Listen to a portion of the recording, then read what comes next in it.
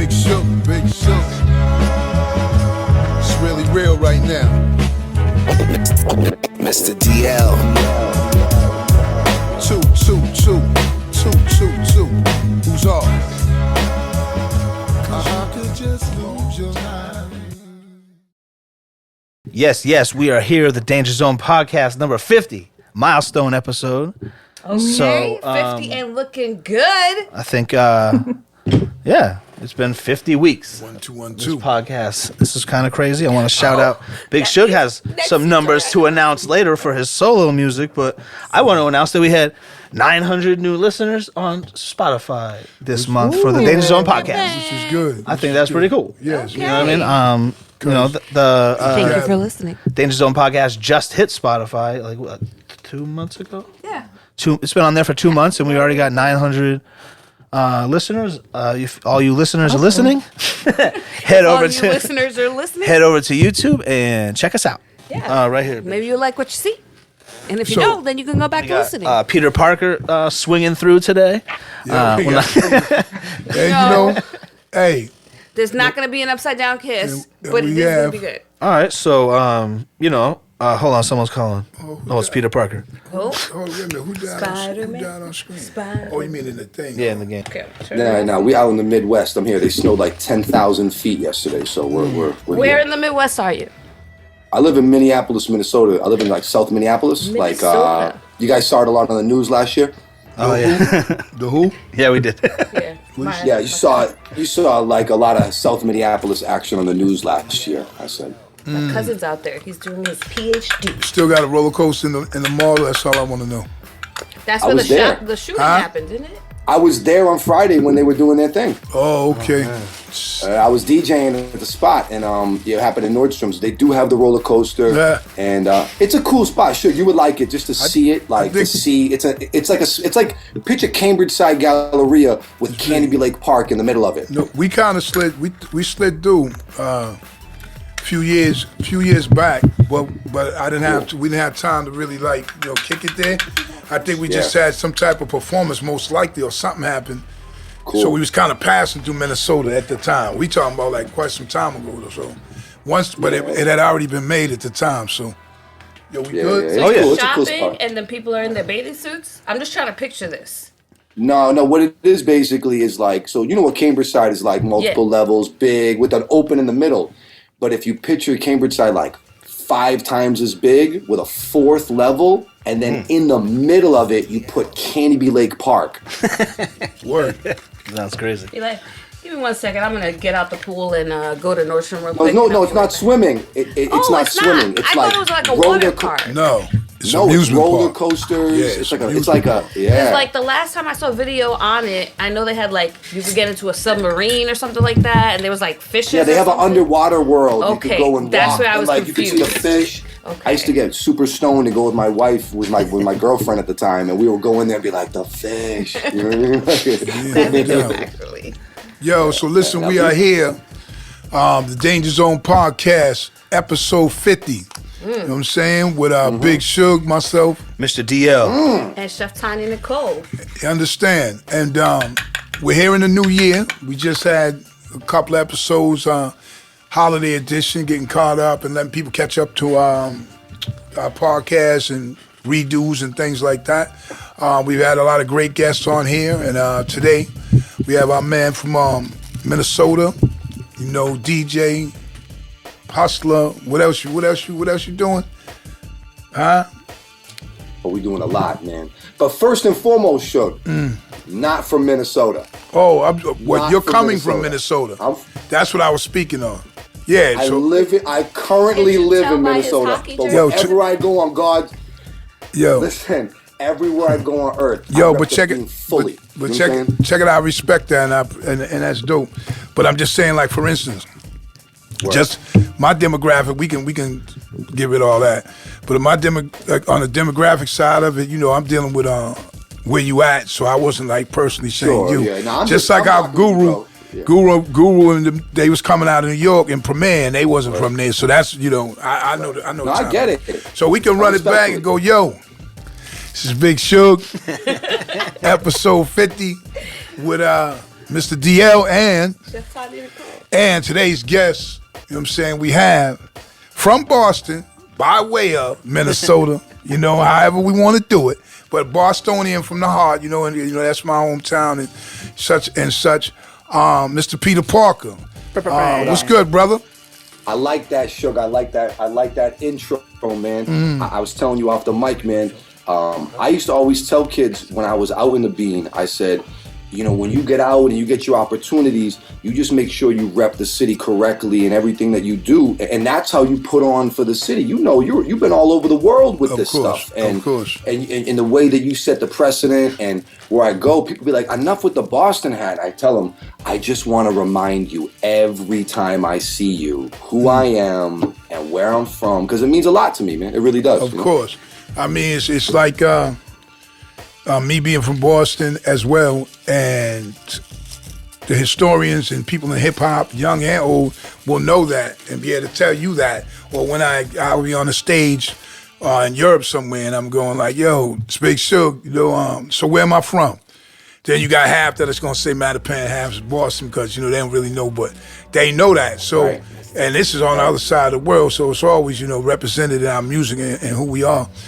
So listen, a quick backstory, you know, just get the people caught up on who is Peter Parker, what you're doing, what's going on, and why you even matter, you know, what's happening. Yeah, I'm gonna run it down for you like this. So I grew up north of Boston. Originally, I was born in Lawrence. Nice. I went to college down there. I played some hoop. I played Division III basketball at Curry College in Milton, right outside of Mattapan. And I remember the first time I met Shug at Mattapan's Finest, getting my cut by Ian Davis. Shug had the big chain with the piece. Remember Ian, right? Yep. Shout out to Ian. My dog. Everything and Shug had like the small dinner plate on when I seen him. And I was like, okay, this is serious business with Shug. Yeah. And but yeah, big time. That's my guy. Still to this day, me and Ian friends. And me and Leeds, who did a lot of the underground shows of the Middle East, grew up together. And we were partners a lot on the initial launch of Leeds when we were doing the underground shows of the Middle East. So I was a part of that.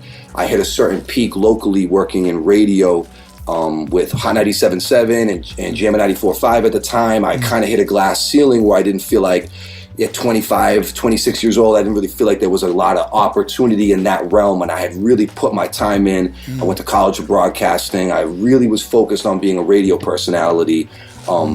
Initially, I wanted to be an actor or a comedian is what was like my passion, right. But I was a DJ. I was always a DJ as a kid.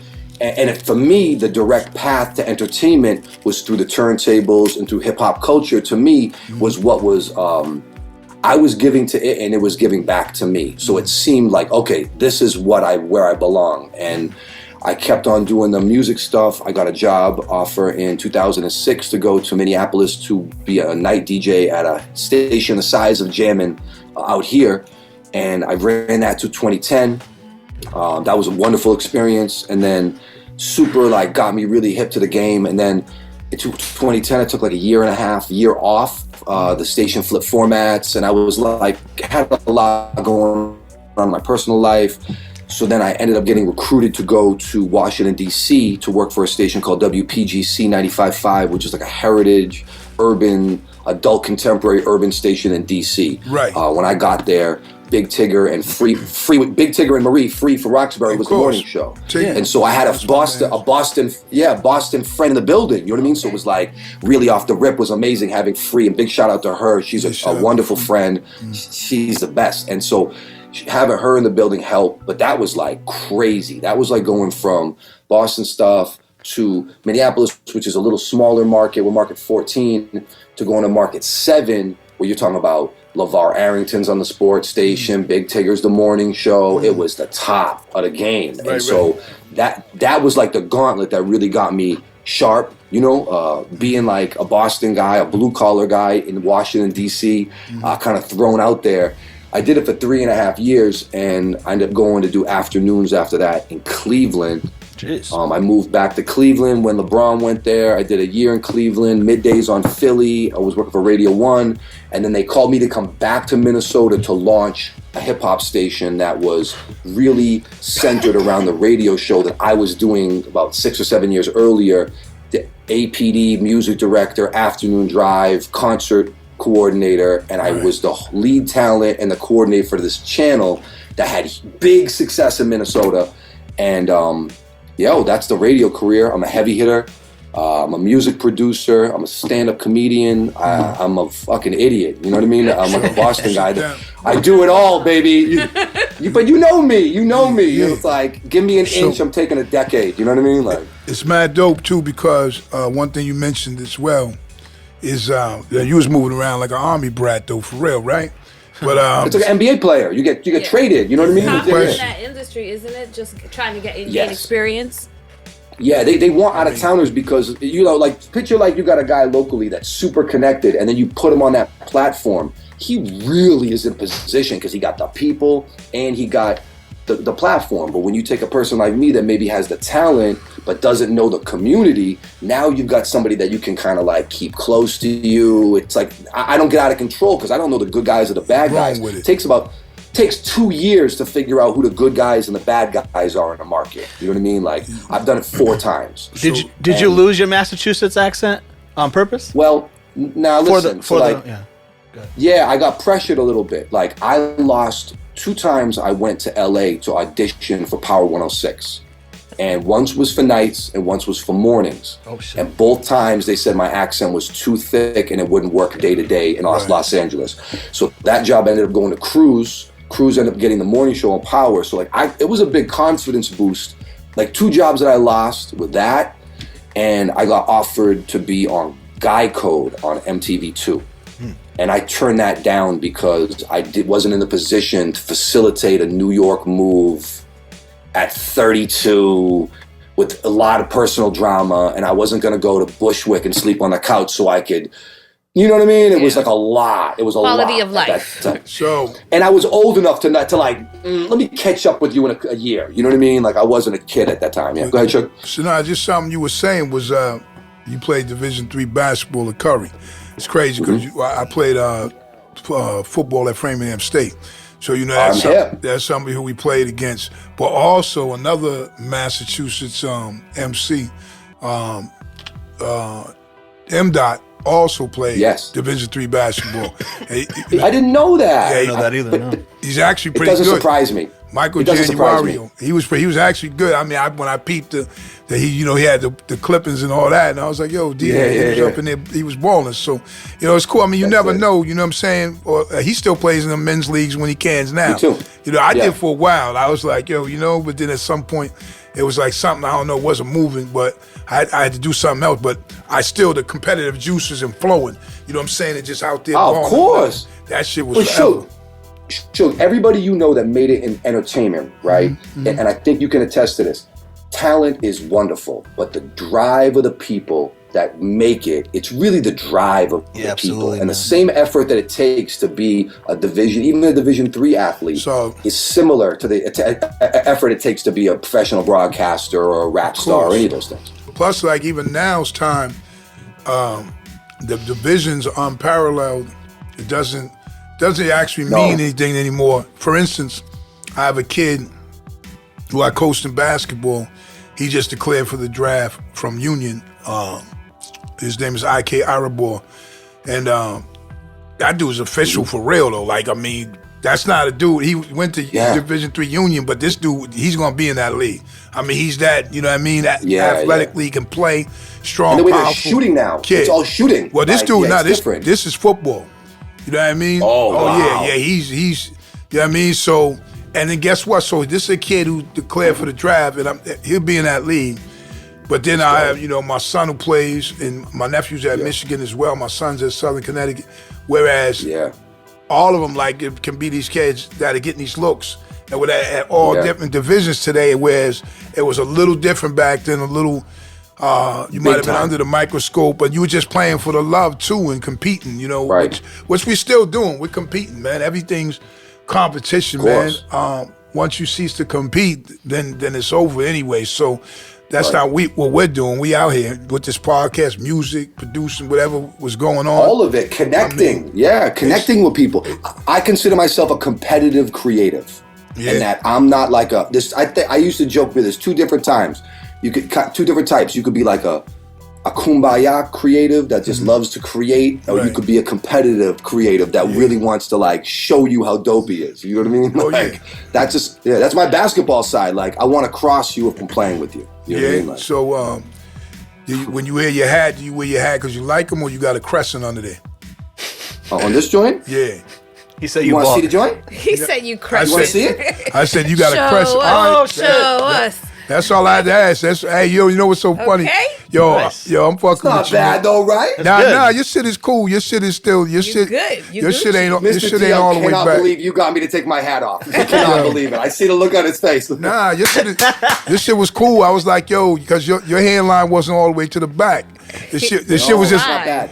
the roof was on. open. Yeah, the roof was opening a little. That's all. That fuck it. You know. Right, You it's still like run your it's hair like a through. cloth top. Nah, you cool though. You straight. I'm on fucking with you. But so It's my bro. So out there though, right now, I seen that you're doing some comedy, and I also we had a guy on the show, Positive K, who is into the comedy. Big stand up. He does his thing. Yeah. And he obviously still do his music thing or whatever.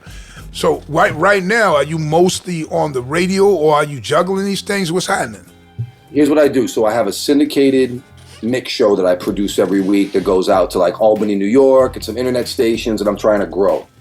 Currently, I have a job that I do. I work for Minneapolis Public Schools, and I head up a broadcasting program where I teach podcasting like you guys are doing and radio stuff like I did to inner city high school kids in the district out here. So like I go to like North High School, Southwest, Washburn, all these schools out here, Fair School, which is like an arts performance school. And I'm basically teaching them the modern techniques and like the direct line of like using your voice and creating something that you can own, and like stuff like we're doing, you know what I mean? Empowering people and using like hip hop as like cultural resilience in a way to teach them kind of like what we Cultural I feel like this resilience. shit kind of saved my life, you know what I mean? Like I like that. my personality. I like that cultural resilience. But go ahead, man. You should get that's a what I- T-shirt that's with what that I on. think. Like, No, it's my brand. Because I'll tell you, when I look at hip hop, when someone asks me, an older white man in my job, like a 65-year-old white man asked me recently, what is it about hip hop that really, gets you excited? And I said, the cultural resilience.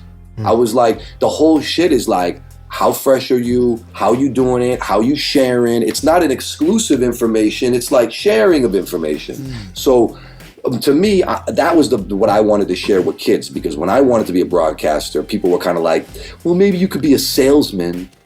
And I was like, no, I don't want to do that. Like, I want to be Funkmaster Flex. You know what I mean? Like, What song? I don't know. Like, What song would you have showed that guy if you didn't listen to rap? Pick like one song that you think you would. if I would have played a song, like the ultimate hip hop song, like for me, I would have played either like Lottie Dottie, right? Okay. Like to me, that's like live at the show, the beatboxing, the rapping, the audience. Like to me, Lottie Dottie is like one of the greatest hip hop songs of all time. I would have played him Cream by Wu-Tang because of the piano and the kind of the jazzy elements to it and the authenticity of the bars. I could have played him, we talk about cultural resilience, Suge. I could have played him Juicy.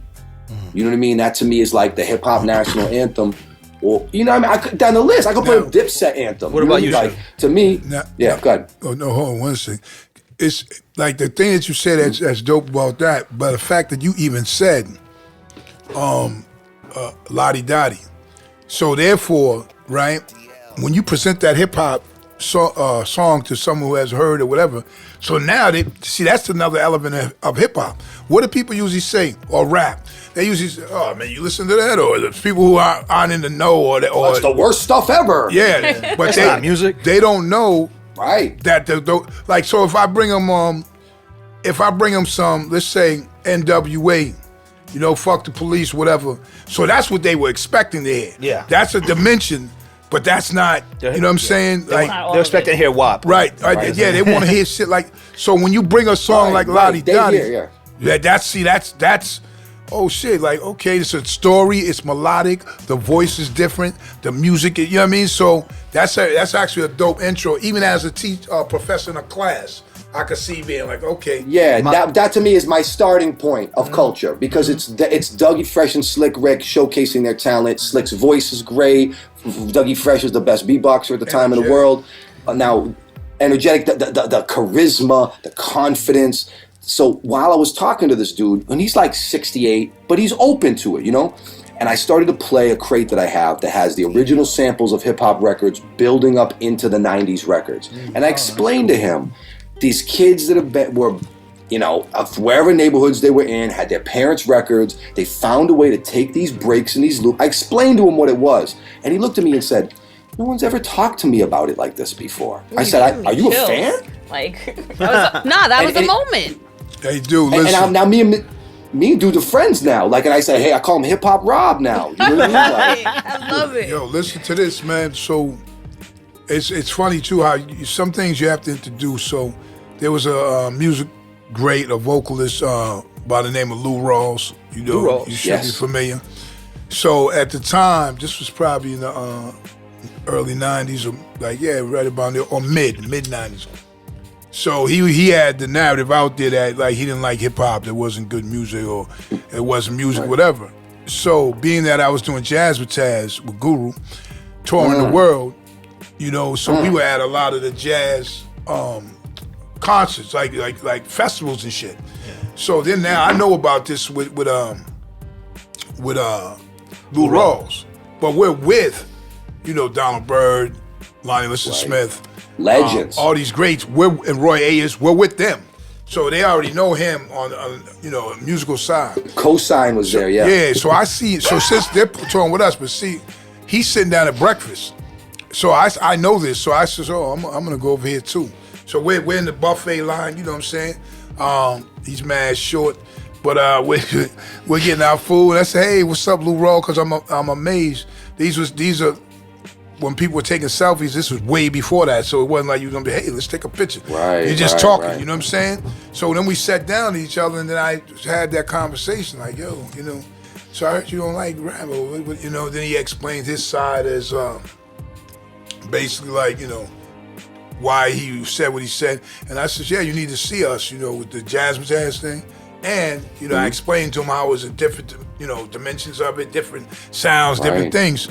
And what we're doing is a form of rap with those guys, you know. Yeah.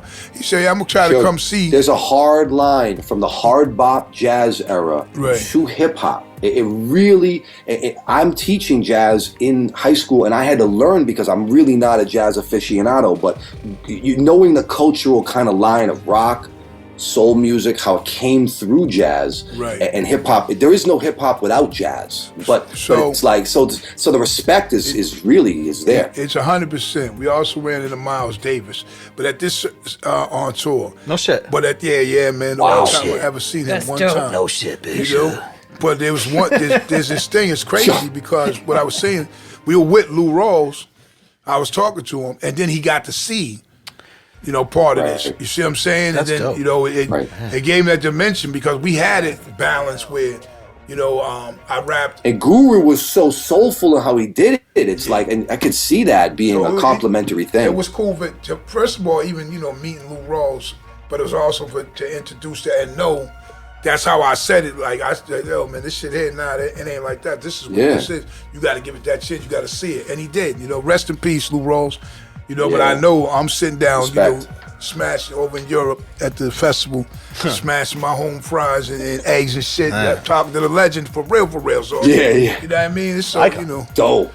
But, damn, man, that's crazy. So, as we stand here today. That's dope, bro. That's a great story. I mean, it's so many of them. It's too many. We could do the book, you know. I feel it. We could do the Shook doc, you know what I'm saying? I got like 8 million of them. That's probably going to be what's next. We need that. You know what I mean? But, I just actually started really thinking about that. That's funny as hell. So as we stand here, stories, man. Huh? What'd you say? I said you gotta tell those stories. Oh, the way how nonchalantly you talked about this thing, like I was like, yeah, man. Hey, where you at? In your basement right now? No, I got a studio, a little crib over here. My plaques and stuff on the wall. You know what I mean? I got a little studio in my crib. I do like a lot of audio production in here. You asking what I was doing? I was like, so I do the school stuff. but I throw a lot of events out here in Minnesota. Like I throw concerts and parties, and like I had a New Year's event, Halloween. I booked a Paul Wall concert out here. I do a lot of like hip hop events and things because the radio station I was working for got sold in 2020, and I kind of got like not stuck here, but like in transit because my wife and daughter are really happy, and so I'm like, let me figure it out. I have a great rapport with the market. People, I get along with people. I'm like, I have a celebrity from being on the air, so let me stay for a while. That's why I took the school job, so I could kind of like connect with the people and connect with the kids. And then I got a little music production deal pending right now to help produce some records and put out some music. I did a record with Nature and UFO Feeve during the summertime. And shot a record in Queens. So like, I'm just hustling, man, trying to keep the spirit of this shit alive correctly, Shug. No, I mean, it's beautiful, man. It's like, you're doing what you love. I'm aware Better than that. All of that is like, I mean, first of all, you're gonna keep yourself like, well, who's Acrobatic from Boston? My guy. I mean, he's been teaching at a college for quite some time. You know what I'm saying? Yeah. Whereas he actually probably does that more than actually putting out music right now. But it's like if we can touch, a lot of different areas. What we have as far as musically, Mr. DL does music, but he also films and stuff too. Videos and we'll great, do. bro. Thank you. Those are different parts. You know what I'm saying of the music being out there, and people gonna learn from different areas. Like I'm in movies and shit Every day. but that's still. That rapping motherfucker. My mom knows you. do? My mom knows who you are, not from your music. You feel what I'm saying? Right. I mean, that's how that shit She's works. 69. That's what. 69. Okay. She's hip. She's hip. Mom, close the door. Mom, what are you doing? That's why it's called the Dating Zone, ladies and gentlemen. Hey. No, but you're right though. Like knowing everything and doing everything, a little bit of everything, I think should be a prerequisite if you're really a part of the culture. If you're like, oh, I rap and that's it. How much of a part of it is you? Mm-hmm. But as a survivalist, as a person on the road, as an entertainer, if I didn't learn how to work the crowd when I was hosting parties because people were heckling me, I mean, I remember being fresh out here, Shug, from coming from Boston in 2006, and I hosted a concert with Chamillionaire at this sold out event downtown. I'm doing my little 1-2 on stage, and somebody throws a Heineken at me. Okay, hits me dead in the chest and falls on the ground. Okay, Mr. DL's been to the shows I've hosted at the Middle East. He understands that I'm no one to play. I'm no one to play with on stage. So he hits me in the chest. It falls on the ground. I look around. I pick the beer up, look at everybody, and pound the rest of the beer in front of everybody. Drink it. It's all over my chest. It's all over me. It was like Slain at the Middle East. I pound it, throw it behind me. I said, who threw the drink? And they pointed at this guy. I said, what's your name, man? He's like, I'm Doug. I look around and said, everybody make some noise for Doug. He hasn't gotten laid in about 6 months. Everybody's on the floor laughing. I said, anybody else? And it was like, if I didn't have those survival skills that turned into stand-up comedy, of course, you're not even having this conversation with me today. You changed the vibe of the moment.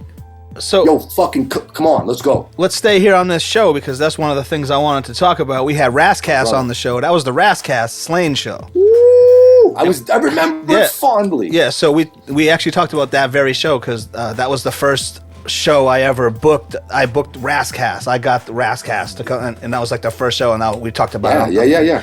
But that was that night. That was the Slain show. But I want to know, what school did you go to in Boston? You said you went to college. Like college? Yeah, you said you went to college in Boston. Curry. Yeah, I went to Curry. Oh, Curry. Okay, I must have missed in Milton. That. It's like right out of Mattapan Square. Like you go right through Mattapan, then it's Milton. Franklin played Curry. Like I went to Franklin. Okay. Curry. Yeah, I went to Curry, man. But I went to. I think I was getting the mic set up on that one. You know what's crazy about Curry though, is when I first, of course I'm older, but when I went to go play against Curry, like I didn't even know that campus was just super huge like that, and it was beautiful, like, you know what I mean? In the cut, bro. Yeah, because the way it was behind that, like coming off of 138, so that's all the part you seen. So the first time I ever was on that campus, we were going to play there. And I was like, damn, this fucking shit looked like some big time shit. It was crazy. And I was like, Curry. So that's when I started learning that these teams have followers. And at some point, Curry even had like Steve Nelson coaching the former Patriots. That was my AD. My athletic director he suspended me for 3 games for coming off the bench and throwing a chair at somebody versus Eastern Nazarene. We went crazy. Okay, here's what it was. Here's what it was, Suge. I want to hear this story. But was Steve was my athletic director. But Steve was the AD? He was the AD for 3 years out of my 4 years. So check this out. So Steve Nelson. So my team was like, when I went to Curry in '98, it was like Lower East Side Manhattan, Bronx, Hartford, Connecticut, a kid from Detroit, so it was a lot of out-of-towners and a lot of New Yorkers. So we had a big influx of Queens, LES, and Bronx kids on campus that were playing sports with us. So that was another direct line to like Dirty Harry mixtapes and Averex jackets and things like that were coming up from New York. Averex jackets. I love it. I love it. I would tell you right now, that was like the holy grail in '98. You had that AV, you were lit. So you got numbers. Listen. So like my best friend on campus was a kid, 6'8" dude from Lower East Side Manhattan. So just that culture alone in Boston, mixed with the New York culture. And yeah, we had Earl Pemberton and LeVar White that both were state champions at Milton High School that were very thorough guys. Oh, wow. And they were tough kids. Yeah, they were tough kids. And like that was a really great experience. Kids from Medford, like it was great, man. Like my best friends in life are from my Curry guys. You play guard? How tall are you? I'm 6'2", so like I'm like the white JJ Redick. You know what I'm saying? Like you can shoot like that. I'm a slow shooter, yeah. But now I'm older and my handle is crazy because I actually practice my dribbling now. So it's everybody around you is like, you know. Yeah, and they slow and I got the sham guard. I'm in and out. Yeah, no question. You right. You breaking them up. Yo, I play for real now. Yo, it's all good because like I said, I played in the league for a long time. Just kept on playing and having fun with that shit and still roasting people. And occasionally, I love it. I called it a old man's league. And occasionally, you had a dude or two that this shit was so stupid that would always get in that point. Yo, I'm not scared of you. Like, cause you know I might have bodied him under the rim, or I might have pulled the chair on him in the post, right? And then they feel embarrassed. Tractor trailer? Yeah, they feel embarrassed. Boom. I really had shit. And you know, and when you get to that point, those are dudes are ex-college players. I was playing with like ex-football dudes. This is Suge. This is Suge right here. Boom. Yeah, boom. So I had my shit. People. I could shoot, you know, so and I could body. So. And You're they was a big like, guy, Suge. You're 6'5" at least. You're a big guy, 6'4". I'm 6'3", but motherfuckers would be saying shit really like, I'm not scared of you. And I'd be laughing because it took me back being like a kid, like, yo, this dude is scared as fuck. You know what I mean? Because that's the first thing that you're going to say. Big, no, you're intimidating. First time I met you, I'm 6'2", but I'm like 200 pounds. I'm thin. And I seen Suge getting my hair cut. I have another really good Suge story. So one time, you gotta tell us how you got in trouble. Like, I always get in trouble, man. So listen, but not to the mouth, you know. But I'm coming out of Mattapan Music for like a meet and greet on a Saturday because Gangstar was promoting the Owner's album, and I was out there running around trying to get a little interview, and I had a cassette recorder, and I walked up to the car, and it was Guru, Cream, and you, and I leaned in. I was like, "Yo, can I get a drop?" And at the time, I was calling myself Mr. Peter Parker, a.k.a. Parker Lewis, I can't lose. I was 25. I was thinking I was slick with my mixtape names, right? So I say Mr. Peter Parker, Parker Lewis, can't lose. And you looked at me, Suge, and go, can't lose, huh? And the way you G-checked me, you were like, can't lose, huh? I remember to this day, I laugh about that to this day, the way you checked me in that Sounds car, like bro. I was like... You telling the truth because worldwide, like when the movie and the documentary and all that shit is out, it'll be known to the world. But that was my approach on because there's always somebody, you know. I loved it. Either they was gonna come like that, or they was gonna rhyme, or you know what I mean. I remember being with my woman in a bar and dudes rhyming in my ear for like just going on and on, like you know. And I'm like, damn, you know. Yeah, I said, hold on. Too much, yeah. I turn over and I says, listen, man, stop rhyming, man. He's like, Suge, but you don't want to hear. And he had one of them whack ass rap names like Elephant Man, like back then. Not with the Jamaican elephant. This dude was Elephant Man. Yeah, Wade. but like, oh, I was off. So yeah, I he, was off. he Yeah, said it to me, and I'm telling her, and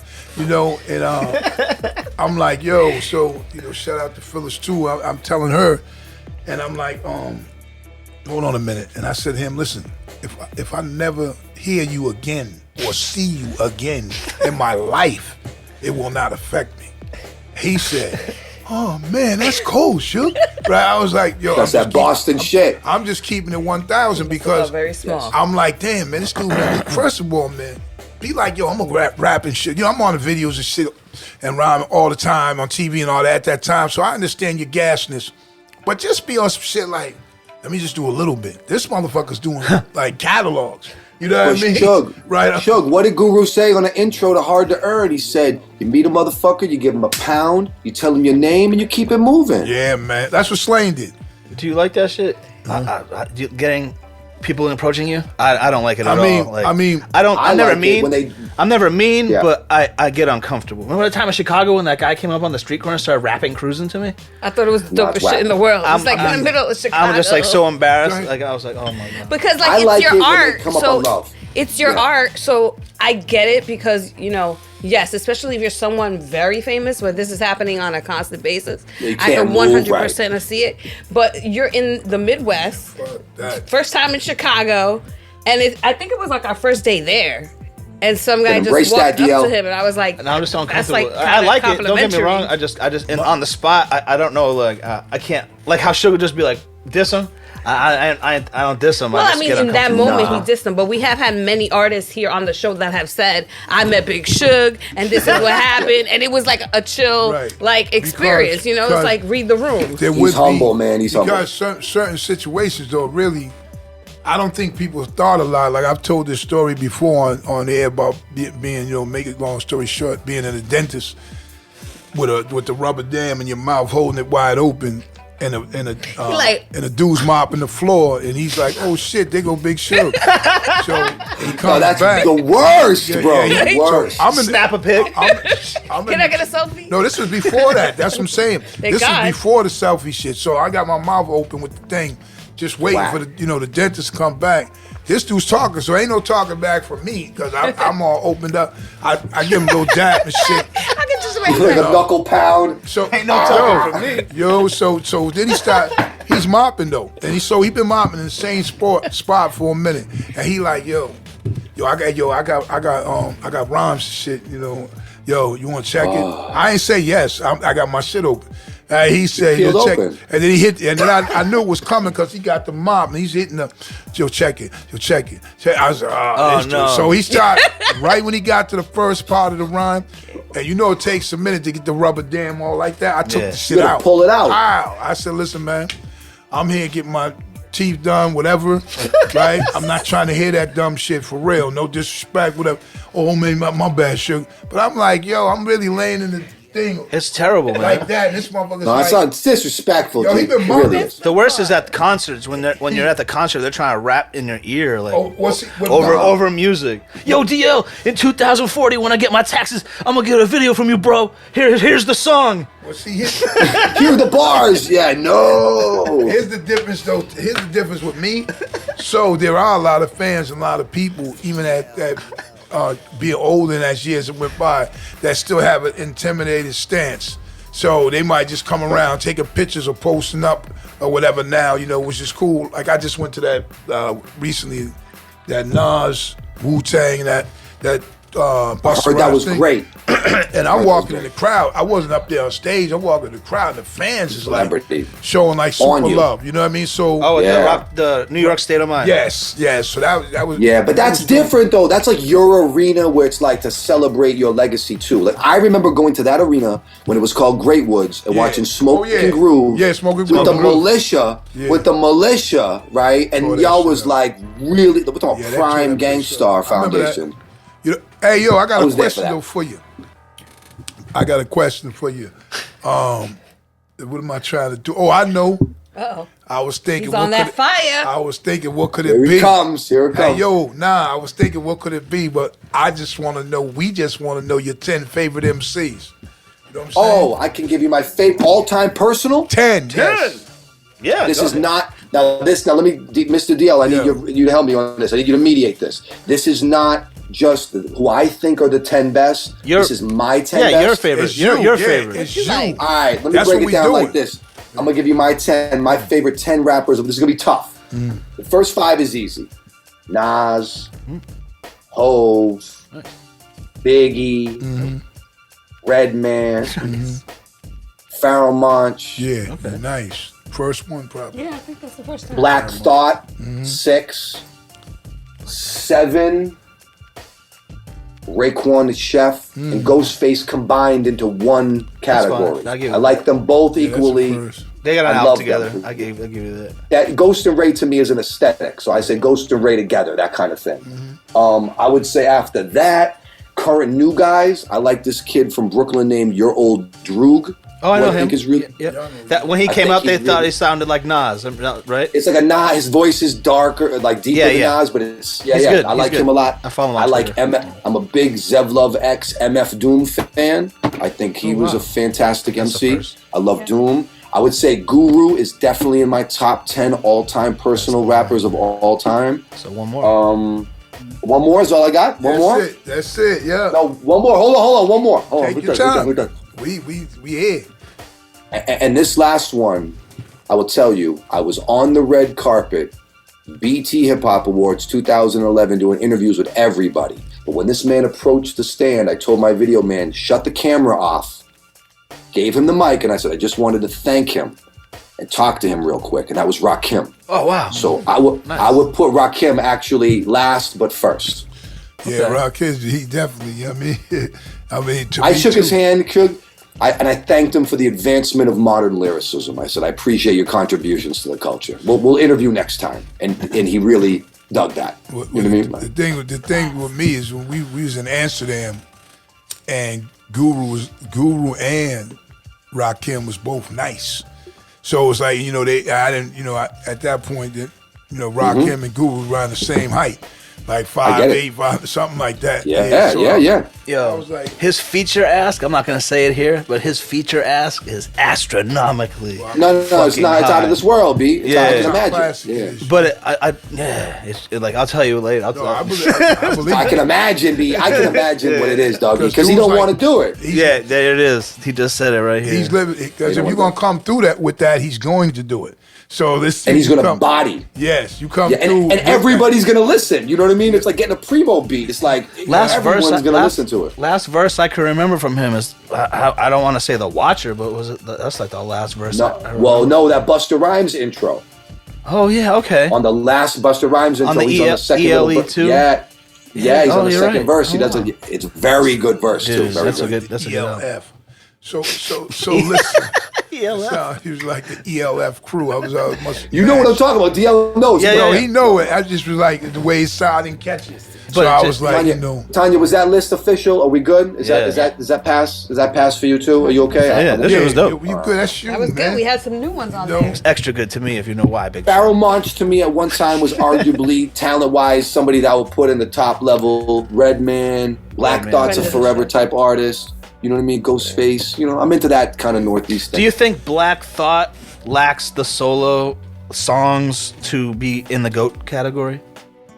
I wouldn't put him in a GOAT category. But I wouldn't either. I'd put him in my, I see him. Yeah, I wouldn't. I do. But what I'll tell you is, okay, like all the new stuff that he's done recently, post Roots, like the kind of Ninth Wonder stuff Yeah. and the Salam Remy stuff that he done. To me, that is as good as anybody rapping alive, right? Okay. Now, when you talk about impactful songs, right? Like when you think of Jadakiss and the Lox, they got songs like "We Gon' Make It" or "Made You Look" remix. There's like impactful songs that they have. I don't know if he has that outside of the Roots. Yeah, but with that's that what I meant. Funkmaster Flex Flex freestyle set a precedent of Opened a lot of people's eyes up. Another level of who can. I saw him here at Sound Center Minneapolis, which was like a big 18,000, 30,000 person festival. He rapped for 45 minutes and didn't take a breath. Like, it's pretty impressive. Wow. He was just going, dog, like no break. You know what I mean? Like no break. Yeah, go ahead. I'm good. I just wanted to go back to something you said that kind of hit me about your Boston accent and the things that you've experienced basically being discriminated because of your accent. Let's keep it real. There's two things I get discriminated on: my accent, and that I'm like I don't know what the word is for me or what they call guys like me and Mr. DL anymore, but being a white dude that's unapologetically hip hop is a hard pill to swallow for some people. Yeah. You know what I mean? Like I go up against, and I'm not saying it, I'm not looking for anyone to feel bad for me, because I don't want that. But they're not everyone's open to this. You know what I mean? There's discrimination because of your accent. There it is, and then there is reverse discrimination. It's a thing. I've witnessed it. So there's nothing wrong with saying that. Yeah, those things happen. I tell you, the accent, though, it's crazy because, like me, I never really had the accent thing. You know, I don't know. I think because I was purposely. You know, there might be a little words. I don't think black people really have it.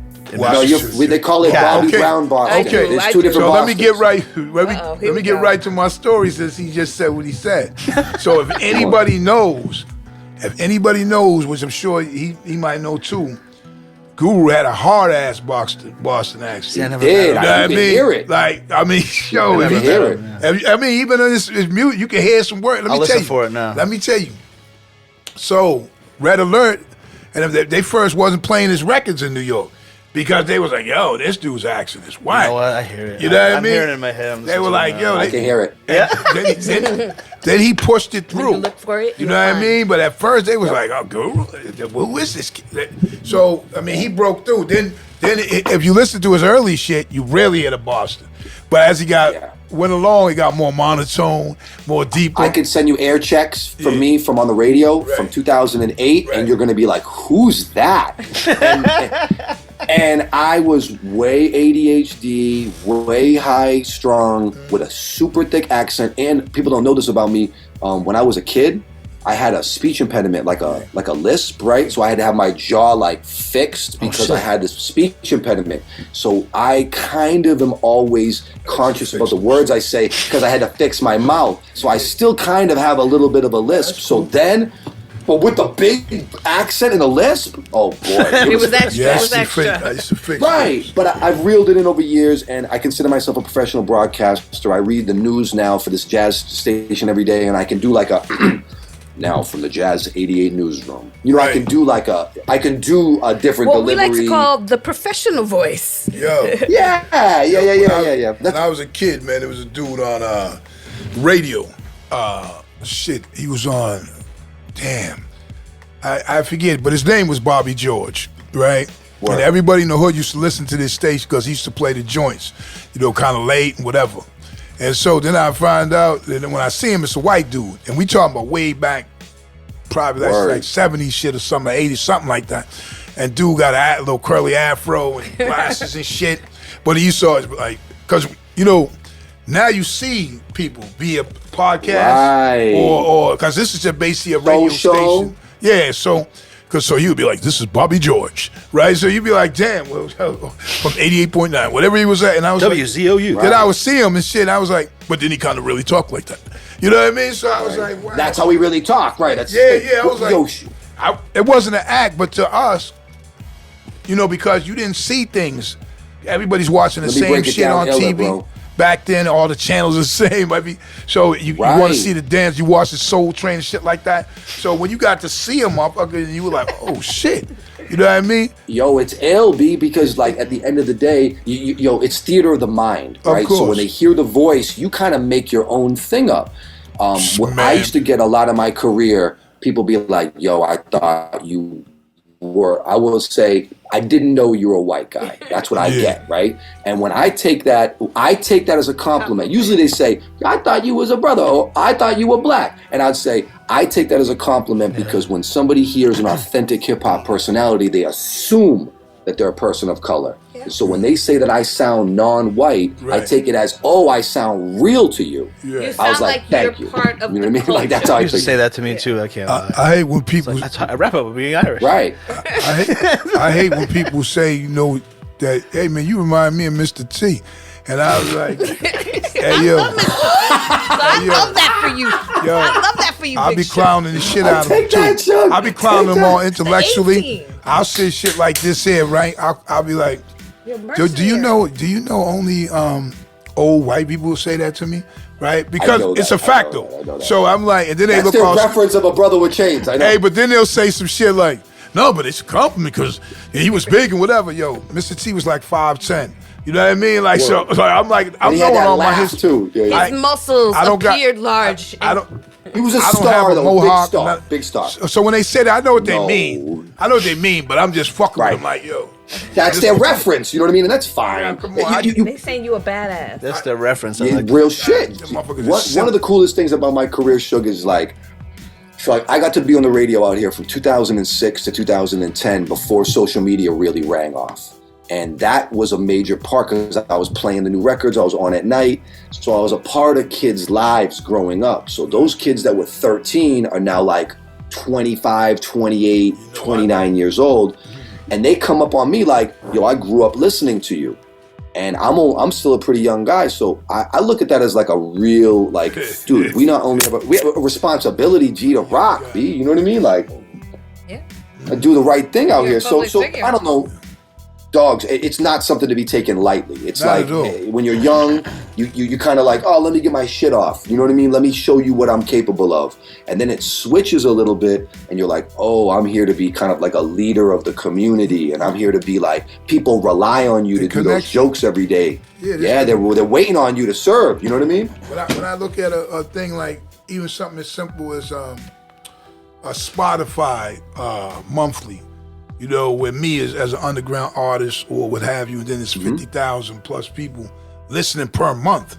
You know what I'm saying? So I'm like saying, damn, man, on this platform, people are moving to your music like that. That's just that platform, right? Yeah. You know what I'm saying? That's fucking so it's 50 of them. But still, I'm just giving that. I'm like, damn, so you're meaning like that. Listening to you is meaning that to people. Like even a guy told me when he goes on all the, I guess it was at that concert, he said when he goes to the hip hop channels, the 90s or whatever that music at the time, he said my shit is up there as much as like dudes that were more popular, like and the music, the same music is there. And I'm like, wow, that's amazing to me, you know. But it's appreciative. Nah, you're looking at the metrics though. You really see it like your monthly impact on people.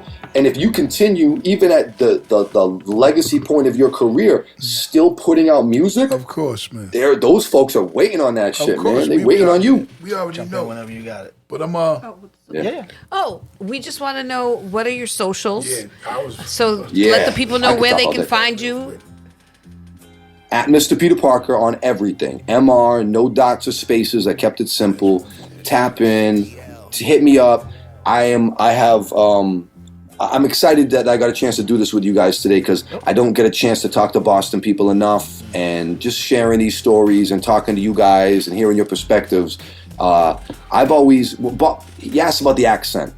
I grew up in the North Shore, but my Boston experience is like Roxbury, Dorchester, Mattapan, Jamaica Plain. That's where my Boston experience was. That's for it. So that's to me, that's a different Boston that gets projected on television and projected in movies and things like that. So I kind of rep for that side of it. And anybody out here that's got anything moving or wants to reconnect, anyone that's checking it out, hit me on social at Mr. Peter Parker. I got nothing but love for you guys, man. For real. Yo, listen, we appreciate the fact that you came through.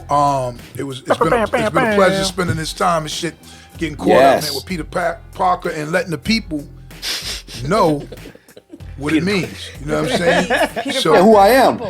And I left. I went back recently and I was at a party and someone like, hey, Peter, where you been at? I was like, catching bags on the road, son. What? It's like, big chasing it, like, I'm happy to reconnect. And anytime you guys need anything from me, I'm right. Come on, pull up. Hell yeah. Thank you, bro. Thank you so much. Peace, awesome. Peace, bro. Love, Thank you. Peace, y'all. Peace. This is the 50th episode. We do what we want. I do what I want. Unfortunately, though, we're not gonna start off happy. The way it starts off, though, is Damar Hamiln with football in general. As it would be, that's how this is, together. That's how it all connects. But there was a game this past week. Monday, I believe it was, huh? Monday Night Football. It was the first quarter as well. Oh, shit. Yep, it was 7-3 Cincinnati at the time, and Damar Hamlin makes a tackle on T. Higgins, I believe it was, and he gets up, then he collapses. So at first, no one could really tell, but then when you could see how they became frantic, and the ambulance and the trainers and everybody came out on the field, and as we found out later, they were resuscitating him. Were you watching live? Yeah, I was watching. Oh, okay. Yeah, so they didn't show any of that on TV, the resuscitation? No. Nah, they just circled him up, and they had to be doing it because he was in the circle, you know. But you know, at the same time, though, it was very devastating, a very tragic moment. The players looked befuddled and confused. That's terrible. Some had tears, some had, you know. You could see the real emotional moment in their faces. They reacted A lot of this shock. way. And now, you know, the confusion comes as well. As we learned later, he was being resuscitated, so therefore his heart had stopped. And Stopped a couple times, I guess. Yeah. After he left the stadium, it stopped again. But they got the rhythm. They had the rhythm going, so they get him to the hospital, and I guess right now he's sedated still. Yeah. I heard that he's fighting. His uncle spoke on him fighting hard. They're concerned about some lung damage he might have, but at this point, that's all that's reported. So did you see some positive shit came out of it? He had a GoFundMe set up for some charity Went stuff from for 70,000 to 3 million. kids. 4 or 5 actually. The last that I saw was like I think 5 so. million. Yeah. But you know what? The crazy thing about it, though, like I said, we want to continue to just keep the thoughts of this man in whether it's your prayer, your heart, it's a very terrible time for this man and his family. He's 24 years old. No one actually knows the condition of him and why this might have happened. There's been some speculation and suggestions, but no one actually knows at this point, except for the doctors that are working with him. If it's something you've never seen before, It's crazy. that's what makes it more, like we've seen people, even on a football field, make a tackle and not move, and then they found out later they were paralyzed or what have you. We've seen people get knocked out and have to get carried up and they got a concussion and fall back down. But when you see something like that, it's so serious. Me personally, I was in high school. I was a sophomore some time ago, and we were playing. I was a sophomore. And we were getting ready to play a game at White Stadium against East Boston High. And Damn. this dude, the team was in the locker room after the pregame warm up, and one player, Robert Cumberlander, was sitting there. All of us were sitting while the coach was speaking. Yeah. Then he just fell back, just like that, just collapsed. Boom. Right? So we don't know what the hell is happening. Like, get this, get that. His eyes are rolling back or whatever. But we go out to the game, on the field. Like, we don't really know the magnitude of what's going on here. Yeah. And then, I believe it was by halftime, or right after the game, but I think it probably was halftime, that the coach let us know that he had passed. Oh. Right? Oh my Wow. God. So the crazy thing about it is when he was in my class, so we used to do it. We were linemen. We do pregame drills and you're hitting each other's shoulder pads and whatever. And he seemed kind of lethargic, like when you're doing that, But I used to just joke with him and shit. He was 5'9", about 350, so he was probably a little too big, because he did have a heart attack. But still, it was devastating because that changed a lot of stuff for high school football and Mass as well. About being able to play and being in shape, because I witnessed that. I seen this guy, and I was in the first and second grades like that with this dude. You know what I mean? So now, like, I'm in a sophomore, and so I know him. But then I just seen him drop like that. Then I'm like, that quick, this man is dead. So that's when I seen that story. I'm like, wow, he's still with us. But I mean, I experienced it.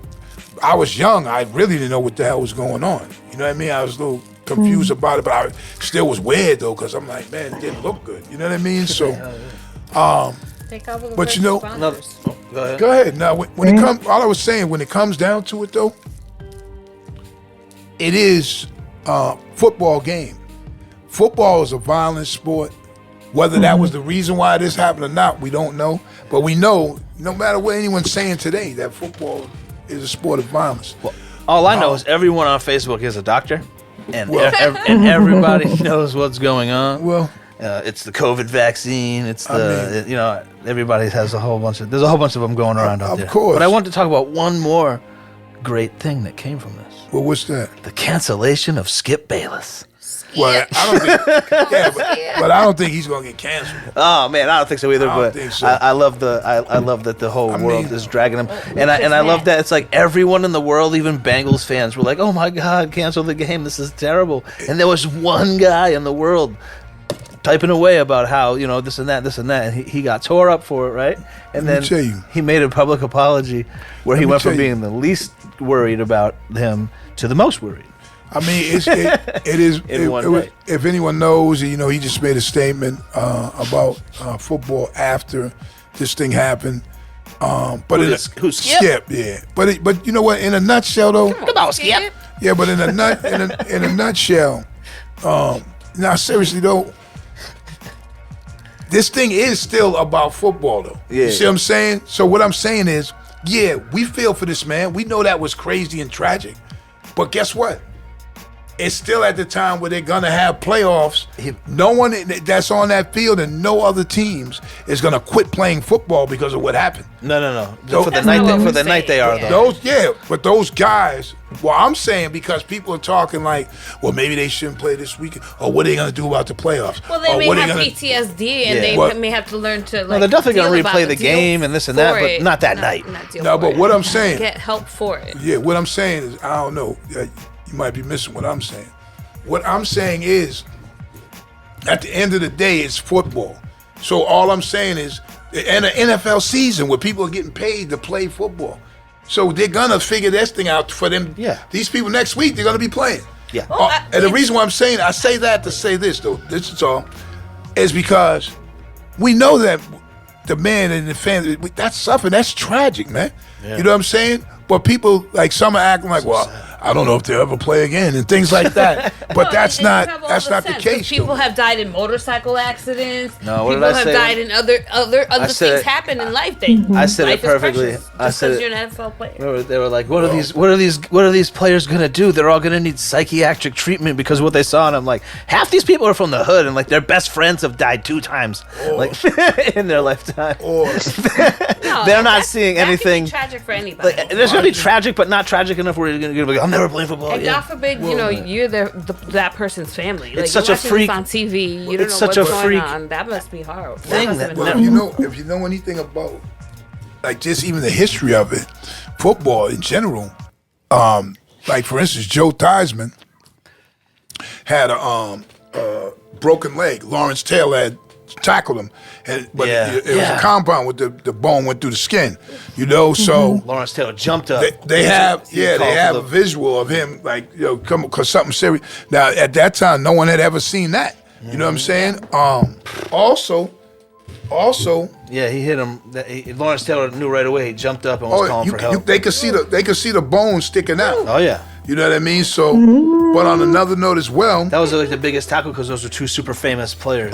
You know what I'm saying? Like this shit. It also, out of all these years of football in the NFL, only one player ever died on the field. You know, it was 1971. He was a wide receiver named Chuck Hughes, who played for Detroit Lions. And I believe they were playing against Chicago. And Dick Butkus Chicago. was standing right next to him, another a shit. great linebacker from Chicago history, Hall of Famer. He's standing next to him when I guess he collapsed, you know? He was standing next to him as a player. He was. Yeah, Dick Butkus it's was on. playing? This is Oh, okay. 71. There's an iconic picture of it, but I'm just saying that's terrible. it's crazy some of the things you've seen, and it keeps going. Like even there was a woman, I believe it was one of these games where she was lowered from a person was lowered from a helicopter and hit the ground, and then they pulled it up. Right now, I'm sure we could look the history up and find out what that was, and then it turns out later the woman was dead. You Was see she a what I'm player saying? or a fan? What was she? Nah, she was. It was some. thing they were doing. Like a stunt person? Yeah, some stunt thing they was doing that went like bad. You Does know? anybody remember like 10 years ago the guy dying booing A-Rod? No. He fell off right the over. A-Rod. Oh yeah. He fell off the balcony and died, and everyone's like, "He's an A-Rod fan." And then the footage. I'm not trying to laugh, but then the footage came out. He was like, "Fuck danger you, zone. A-Rod, fuck you," and he fell off the fucking balcony. That's like when that wrestler. Remember the wrestler that was getting lowered Yeah, into the ring? Owen They Hart. opened Yeah. up. Owen Hart. I mean, and then they kept on doing that. The match, everything went on after they cleared him off of the ring. So I mean, not to make light of any of this stuff, I think it was the right decision to cancel the game. Well, of course, that's not. But the season It's going to continue. I mean, that game thing could go one or two ways too, because they canceled it because they felt that was the right thing to do, but also, you also could have had a situation because I heard when that happened, Stephon Diggs was a wide receiver for Buffalo, was getting guys amped up like we gotta go, like they were gonna play, and I don't blame him for anything because there probably was that mantra like, yo, we fighting for our brothers still, like we're gonna play this game, but we're still because he would be playing here with us. So I could see. I think once they brought the defibrillators out, I think everyone's whole everyone's No, just people whole react to mood death changed completely. and It was real. Moments of stress. And you got taken out of that playing football mentality. I see why they canceled the game. I mean, I don't. Whoever lost the game was going to be like, well, listen, I don't have a problem with them canceling it. yeah. I'm just You could see just those trying reactions, to say, those types of reactions. But I didn't have no problem with them canceling. I just was talking about like this thing, like everything goes on. It really does. Yeah. What I just hope is that the man can, get well. Me too. I pray for him. I think about him like everyone else, and we keep going. So, our thoughts and our prayers and our hearts are out with the family of Damar Hamiln, and get well, brother. So as we move on, though, it's still like the football season, as we say. Come on, Skip. So we want to know what you want to say. You want to say like, now, Skip, come on, Skip. Hey, now, Skip, come on. You know my muscles busting out my shirt, Skip. Right? You see my shirt. Hey, Skip. Hey, Skip. You know I can play Black Panther without my mask, Skip. Somebody hit him with that. That shit was hilarious, boy. Hey, so what do we do? How we do this week? Skip? How we do? Real love. How Her we name do? not Skip. Does she look? We did quite well, actually. Who, me? Everybody. Nice. I know I lost that. Because a lot of us Raiders, had, a lot of us Lost that had the Raiders by same, 3 points. a lot of us had the same picks, right? A lot of us had the same picks, but there was a few differences. Yeah. But I lost on that Raiders one. I won on the Green Bay one. Everyone said Green Bay was going to lose. Taking her job away. And now they're like on a roll. Like, Now they're going to the playoffs. and then Yeah. we all crazy. lost on the Eagles one. That Oh, was yeah, the kind of Eagles, yeah. ridiculous. so what? But So what was it? What was the records from this week? so Dad and we both got 11, and then Tanya and DL both got 12. Oh, nice. So I'm counting the delayed game as a tie. Like I we way at the can't. end. So I would just say don't even count it at Yeah, all. we can't count it. yeah, So now I'm only 2 games ahead now, right? you are only 2 games ahead. Oh, he's creeping. So I creep. Crazy. Yeah. We gotta party up this week. That Greenway one, Yada, that yada, Green Bay yada. one was the one though. Yeah. I remember I was like, they're going to Lambeau we Field, all and picked- they're going to Lambeau Field Yeah. this week too. We all now see. Yeah, we are. Now I would pick a Green Bay because they're on this type of run. Like you see them, Yeah. But man, that shit was like nobody was like. So, the numbers are what as we speak? The numbers are Dad 152, 101, 2, and then the delayed game 1. And then DL is at 150, 103, and 2. Tanya's at 146, 107, and I am at 138, 115. Still a caboose, yeah. I'm going the wrong way. Nah, that's all good. Yo, so let's start with you, Tanya. What's going on? All T-Bird. right. So we got 2 games on Saturday and no Monday night. There's no Thursday game either this week. Maybe not. Maybe it's on Thursday. Maybe That's what the Saturday game is. But I didn't see it. So what we at? Okay. Anyway, so we got Saturday. We got the Chiefs at the Raiders. I'm going with the Chiefs. Okay. Do I go next? Chiefs. Chiefs. All right. I'm also the Chiefs. That's 3 Chiefs and an Indian, or what are you? No. I'm also the same thing. Papoose. 4 Chiefs, okay. 4 Chiefs. All right. Next, we got the Titans at the Jaguars. I'll go with the Jaguars. The only one up. I'm going with the Jags. Jaguars again. Same with me. 4 Jags. Same with me. 4 Jags. Hold on. Just. Okay. All right, Jags. All right. And next, we got the Ravens at the Bengals. Oh, I'm gonna go with the poor Bengals. Oh my God, let me think. Yeah, I'm gonna go with the Bengals too, but I don't know. They're probably gonna be maybe. No, sometimes you gotta have heart. I think they're gonna rally. Bengals too. Really? Bengals. Yeah. Yeah. I thought you were gonna go the other. All way. right. Next, we got the Panthers at the Saints.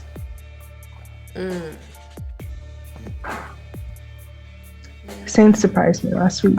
Let's keep it bouncing. Let's keep it moving. We good. Let's get that energy. I'll go with Saints. I'm gonna go Panthers. Okay. This might help them catch up. Who knows? I'm going Saints.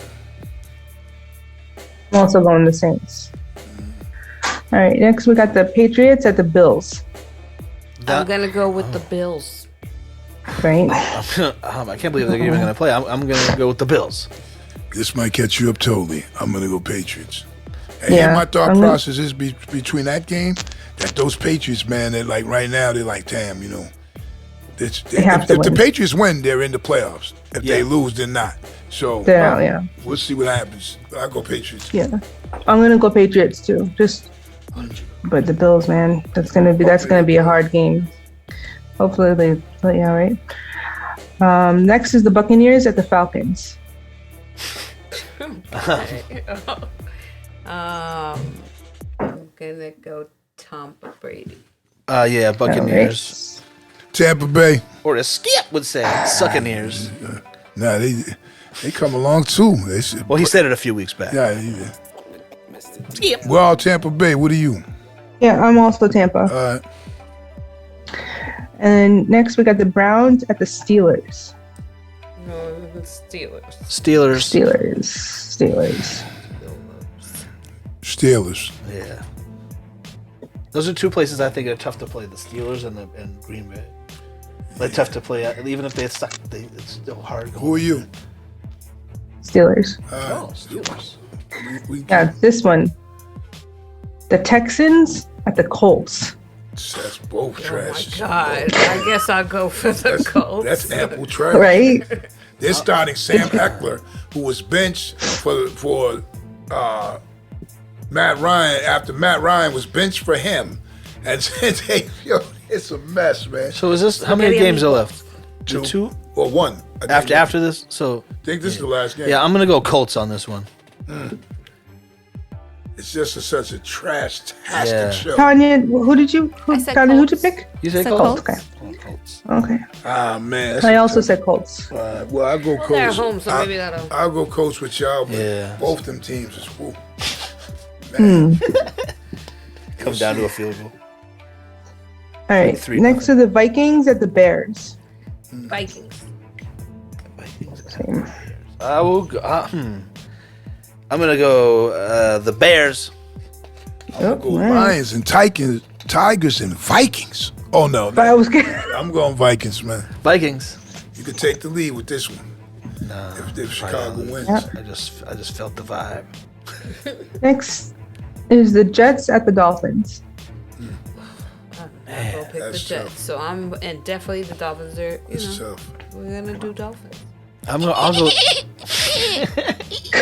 I'll go Dolphins too. You know what? The Dolphins are on the 3rd string quarterback. And No, but they almost beat the Patriots. So Who the Dolphins last week? yeah, No, they held the What we road. get 2? What we get 2 run backs? The Jets. You know? But they, How many did they win by? 3? No, that Yeah, was but that Patriots had like ran back interceptions for touchdown. That shit was that was embarrassment. But the dude's a rookie. But you know what? It's the Dolphins against who again? Patriots. Jets. Jets. This shit is both is like a trash-tastic show. I'll go Dolphins. I don't know what the hell. That's one of them like Indianapolis. Yeah, I forget who I went. Oh, I went Dolphins. What's up? What's up? I know. Oh no. Who are you picking? Dolphins. Oh, Okay, squish the fish. keep it moving. Squish. No, don't squish the fish. Do you know the guy? Fish just go squish. That was the saying they had back in the day. Fish just go squish. When the Patriots were on their way to the '85 Super Bowl. The guy who made up that phrase, he sold all the shirts.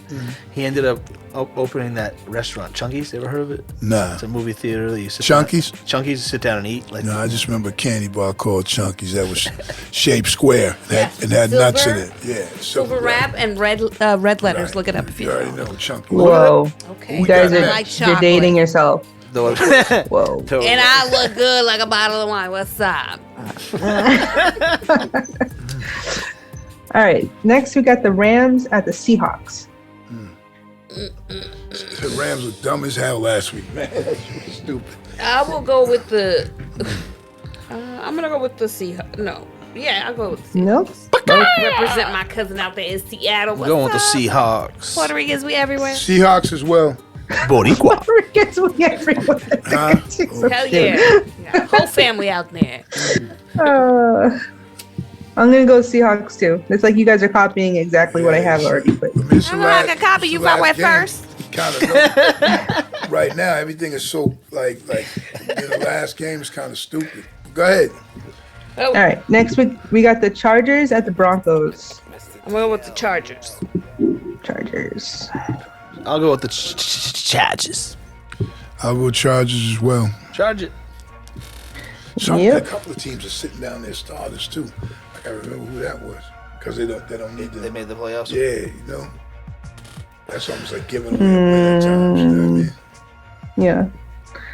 Next we got the Giants at the Eagles. Oh man. They might be sitting. I gotta go with my The Giants. Eagles lost I last gotta go time, with my so Giants, don't like no doubt. like that. Okay. G-men all the way. Going with the Eagles. I'm going with the Eagles too, but I don't even know if people are playing starters or what. It's kind of weird. Damn. Wow, I you know. a traitor, yo. I'm I'm going not a Eagles. traitor. I don't want the Eagles to win. Eagles for me as well. I guess that's one of those gambling dilemmas. What else you got there? We got Cardinals at the 49ers. That's easy. Yeah. I'm going with the Niners. Yep. Going with the Niners. I'm going with Brock Purdy and the Niners. Niners. Okay. He's so purty. I hold my knife All right, we got- sideways. Sorry. What you saying? Next, we got the Cowboys at the Commanders. I'm going Cowboys for my cousin. I'm not gonna make that sound, but I'm going with the Cowboys. I'm going Cowboys too. The Commanders. The Canadian Commander. Hey, I'm hip. The Every Commanders. time I hear that, I just They- think Commando. yo, every time. listen, Every time. That's what the Taylor Heineke was the starting quarterback. They won a few games with him.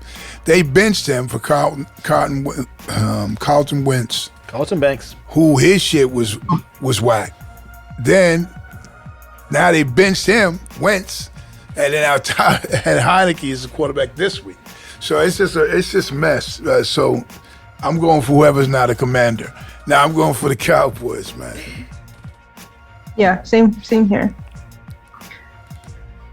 So that was our last game. Oh no. We got the Lions at the Packers. Yeah, we know. Last It's gonna be game. tough. This is gonna be tough, but I'm going to the Pack. We all go to the Packers. I was about to say we all about the Pack, but then that didn't sound right.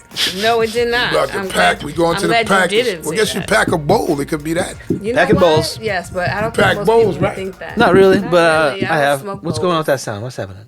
Oh, you were shaking the mic. I don't. So is that it? I think That's it. Yeah, no. So that's all. That's 16 games, and they're only on Saturday and Sunday. There's no midweek games. Wow. Yeah, it's a At all. busy day. So we'll know next week where we stand. Where we at now? This is week 18, so this is like the last. This is it. Last game of the regular season. Yeah. So the one, really? 18. We'll know who won this man. The Patriots came down to the wire then, huh? You said if they win or lose, because people weren't picked to beat Dolphins. You know what I mean? But then they did. And then they were all types of quarterbacks was getting knocked out. So, but anyway, as we started and as we finished, we great. I'm glad that you come through. Read. She's gonna hang out with us. And we still hang out, She's gonna stay. And NFL and prayers for Damar Hamlin and his family. We'll see what these results are next week. Hell yeah. So what you got next there, D? I want to say rest in peace to a hip hop legend. Died on January 1st. A hip hop legend. Everyone's like, female this, female that. Listen, she's a hip hop legend. Gangsta rest in peace to Gangsta Boo. Gangsta Boo. She was a friend of the group Gangstar too, and man, just we'll always remember her and what she brought to the game. You know what I mean? And rest in peace, Gangsta Boo. When I lived in Miami, I was working at Slip and Slide at the time as an engineer, and I got this flyer and it said 3-6 Mafia. And I was like, damn, I'm not doing shit tonight. So I went to this club, and I pull up to the club, and it was like a club outside the club in the parking lot. People partying, you know how it is in Florida, you know what I mean? So nicer, people partying outside, like 1,000 people. I'm not even joking. So I try to get into the club, and they're like, oh, no, you can't get in, this and that. I'm like, man. So I just hung outside, and it was a party out there, So I'm looking at the flyer, breaking up weed on it, looking at the flyer, and I'm like, damn, these people, 3-6 Mafia is not even here. They're just playing their album. Like, the DJs are spinning their album. And 1,000, 1,500, 1,600 people showed up. And I was like, wow. It was just different experience from what, shows were here. Yes. You know what I'm saying? Like, where I live, people desperately try to sell 500 tickets at the Middle East. You know what I'm saying? You know what I mean? So it was a culture shock to me in that. I was like, damn, 1,500 people showed up to listen to an album that's already out. And it was because, you know what I'm saying? It kind of blew my mind. So I got onto 3-6 Mafia at that time. It was later. I was late to the party. It was 2004, 2003, 2004. I was late to the party, but you got there. Yeah, I'm a huge fan. So I know she's not in the group anymore or whatever, but she's fucking Gangsta Boo from 3-6 Mafia. Rest in peace. Rest in peace, Gangsta Boo. Absolutely. Also, man, on another note, if people been listening, Master P and his son Romeo were having online tit for tat, and Romeo was claiming that it was money owed to him, And as we always knew, Master P was, the No Limit Soldiers, the money, the making bread, and how to get this and how to get that. So maybe how you get it is not paying anybody the money you owe. But I don't know how. I'm a big fan, by the way. Me too. I don't know how it even. I don't know how it even got in the news like that, but. They've squashed it, and they're moving on as father and son, which you always will be. And it is what it is. Here's something that's just coming in right now as we speak. A friend of the show, Black Sheep files lawsuit against Universal Records for $750 million for unpaid royalties. Wow. Whoa. That just came in right now. That's coming in right now as we speak. So shit, if it's something under 50, man, I might need to talk to him to find out. Find out if I got everything covered. There's a fee to be on our podcast. $749 million. And you owe us that. No, that's some madness, So did you see Boosie? Oh man, I kind of want to play this Boosie clip. Not in people. I'm not here to spread rumors. This is just a rumor, but the rumor is that Gangsta Boo passed away from fentanyl. And Boosie took to fucking social media and was like, all you people on fentanyl, if you can't give drugs up, you can't kick the habit, please go back to crack. He's like, no one dies from crack. He's like, there's 90 years. He said, you're going to be funnier. You're going to live longer. And I was like, oh my God, this is not the time. Yeah, but you know what? Some people just say some things just to be heard, and that's probably one of them. But I mean, it is what it is. Hip hop, you know what I'm saying, this week, it is what it is. We shouting it out. That's all. We got something else, I'm good. No, you said you you ready for Stupid as Hell? Yeah. Did you think anything else happened this week that I'm missing? I just want to make sure that the football shit just took the fucking over the media. Impactful, especially if someone basically died on screen. Yeah, it's terrible. Not basically, that's what happened. Yeah. All right, so shout out to Peter Parker. That was cool. Shout out to Peter Parker for coming through. That was a great interview. But that time of the week, the 50th idiot is here. Who? Stupid as hell. Stupid as hell. That was good. So, the 50th idiot, I like that. a woman arrested after pushing a 3-year-old child onto the train tracks, authorities say. If you've seen this footage, and you have to check it. It's just so crazy. I saw it, so but according to Portland, Oregon, an Oregon woman is facing several charges after authorities say she pushed a child on the train tracks earlier this week. Now, if you watch this footage, it's very disturbing, so just be prepared. According to Multnomah County District Attorney's Office, a mother and her 3-year-old child were waiting for a train at the Gateway Transit Center Max platform in Northeast Portland on Wednesday when Bianca Lace Workman, 32, shoved the child on the platform and onto the train tracks without provocation. KPTV reports the incident was captured on TriMet video surveillance, which I saw it. And it showed bystanders jumping out on the seats, and they jumped on the tracks to pull the kid up. It's the craziest thing you ever seen.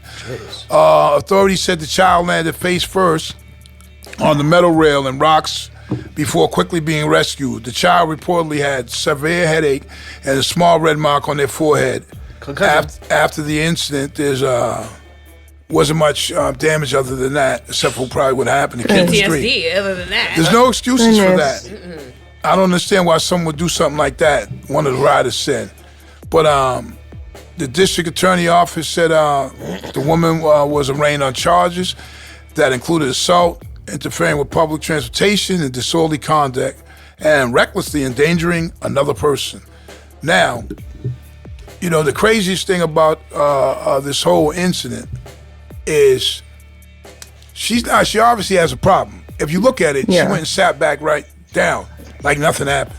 Like that kid had bothered her, she pushed her on there.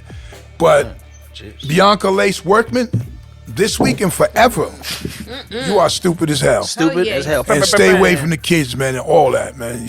Mad stupid. So I just want say before we go, Happy New Year to all our watchers and our listeners. And we have come to the year of the 50th anniversary of hip-hop.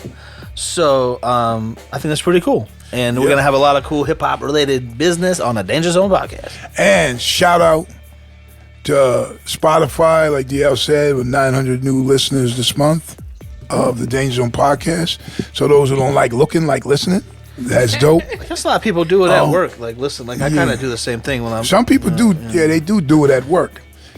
But just a couple more things I wanted to say about the story you just said. That's stupid as hell. I said this on the phone the other day to my sister. I hate when people are walking their baby in a carriage and they use the fucking carriage to basically stop traffic. They'll like inch out to the street with the kid in a carriage.